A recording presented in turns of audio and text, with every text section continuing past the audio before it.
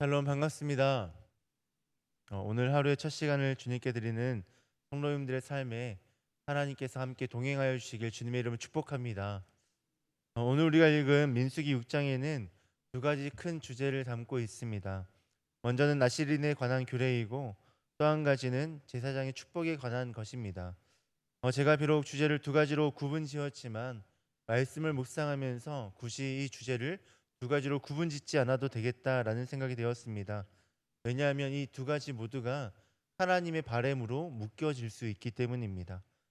이전 장을 살펴보면 이 하나님의 바램이라는 주제가 더욱더 분명하게 드러나는데요. 이전 장인 5장은 하나님의 백성들이 하나님 안에 거하기 위해서 반드시 필요한 것에 대해서 말씀하십니다. 그들이 하나님 안에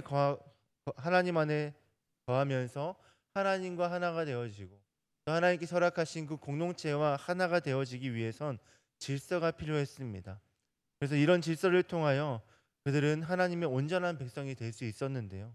그리고 이어진 6장에서는 이러한 질서를 통해 궁극적으로 하나님이 그들에게 원하시는 것이 무엇이었는지가 더욱더 분명하게 드러나기 때문입니다. 오늘은 나실인에 대한 법규와 또 제사장의 축복을 통하여 이스라엘 향한 하나님의 바람이 무엇이었는지를 좀 더 말씀을 통해 자세하게 살펴보겠습니다. 먼저 나실인에 대해서 한번 살펴봤으면 좋겠는데요. 민수기 6장 2절에서부터 21절까지는 나실인에 대한 규례에 대해서 말씀합니다. 이 나실인은 히브리어로 나지르라는 이 단어에서 음역한 것인데요.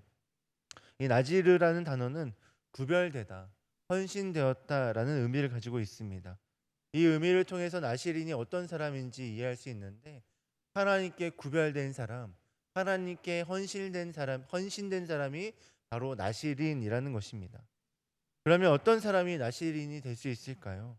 2절을 보면 어떤 사람이 나실인이 될 수 있는지를 그 기준에 대해서 잘 설명하고 있습니다.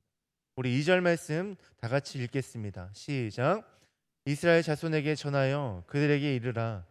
남자나 여자가 특별한 서원 곧 나실인의 서원을 하고 자기 몸을 구별하여 여호와께 드리려고 하면 아멘.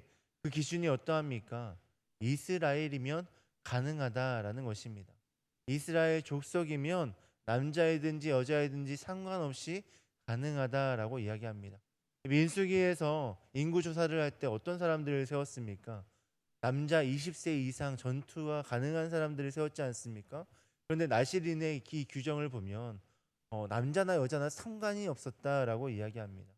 여기서 우리가 볼 수 있는 것은 어떤 사람이 나실인이 될 수 있는가? 오직 하나님의 은혜를 입은 사람만이 나실인이 될 수 있다.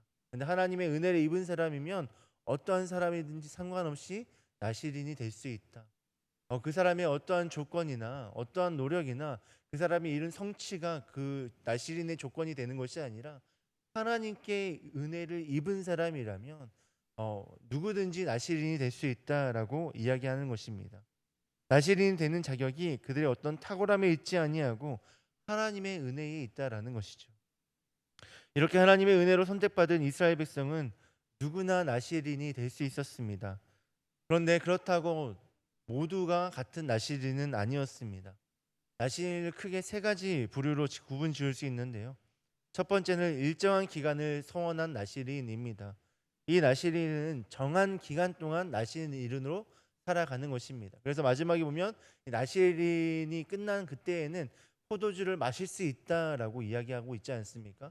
원래 나실인은 포도주를 이 포도나무에 나오는 어떠한 과실 그 씨나 껍데기조차도 먹을 수 없다라고 이야기합니다. 그런데 마지막에 보면 나실인은 끝난 기간 나실인의 기간이 끝나게 되어지면 그가 포도주를 마실 수 있다라고 이 성경은 말씀합니다. 그러니까 기간이 정해져 있는 나실인이 있다라는 거죠. 또 어떤 나실인은 평생 동안을 서원한 나실인입니다. 자신의 삶을 하나님께 온전히 다 구별되게 또 헌신됨으로 또 바친 나실인이라는 거죠.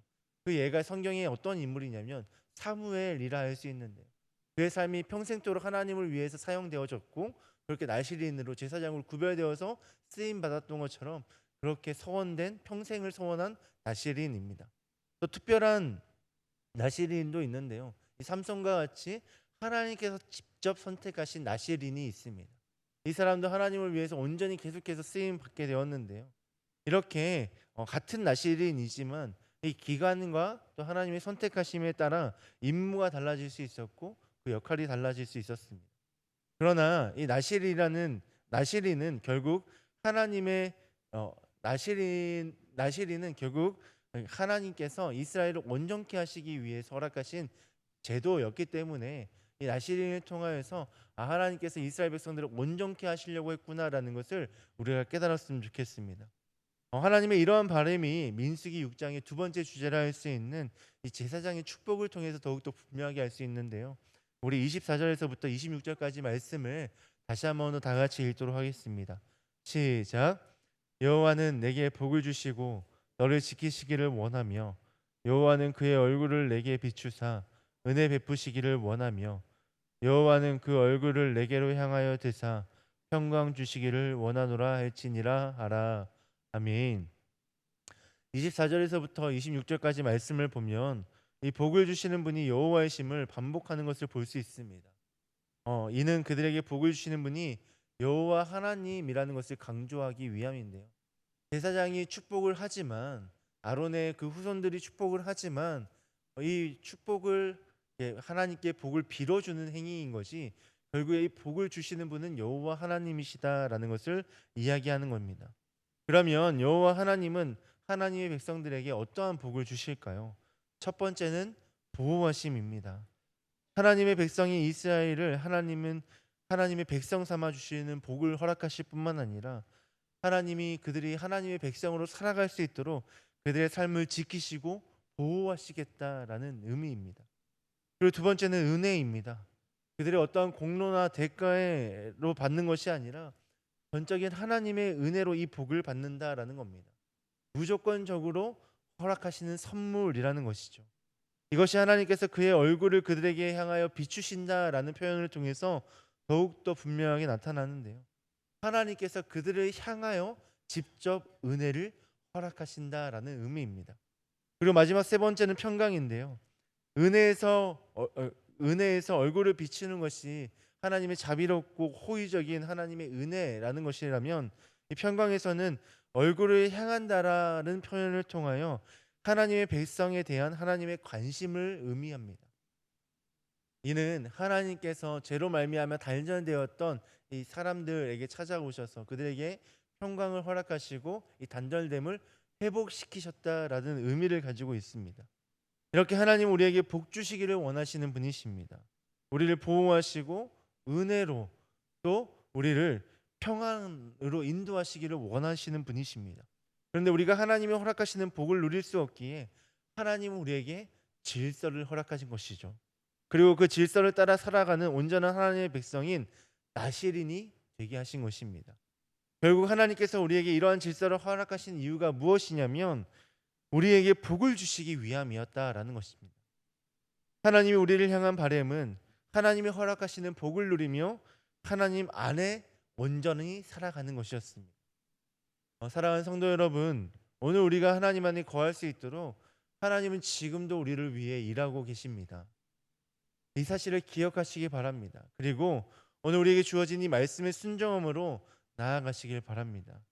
그럴 때 우리는 하나님이 허락하시는 은혜를 힘입어 하나님의 질서를 따라 하나님의 거하는 주의 성도들이 될 수 있기 때문입니다.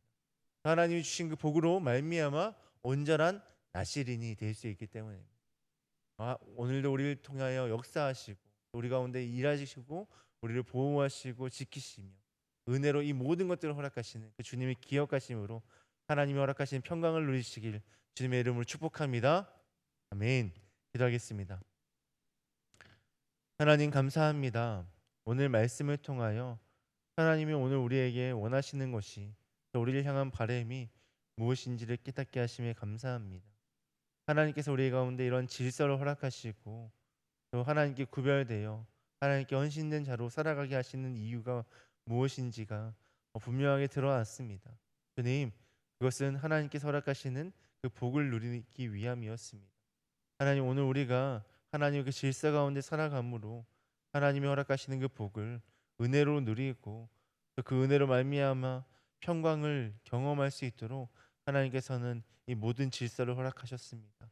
하나님, 오늘 우리가 이 질서 앞에 정말 순종함으로 주님 나아가 정말 주님께서 허락하시는 그 모든 복을 누리고 정말 주님 안에 거하며 참된 평강을 노래할 수 있는 우리의 모습 되게 하여 주시옵소서. 오늘 우리 가운데 그런 은혜 허락하실 주님 기대하고 소망하며 이 모든 말씀 예수님의 이름으로 기도합니다. 아멘.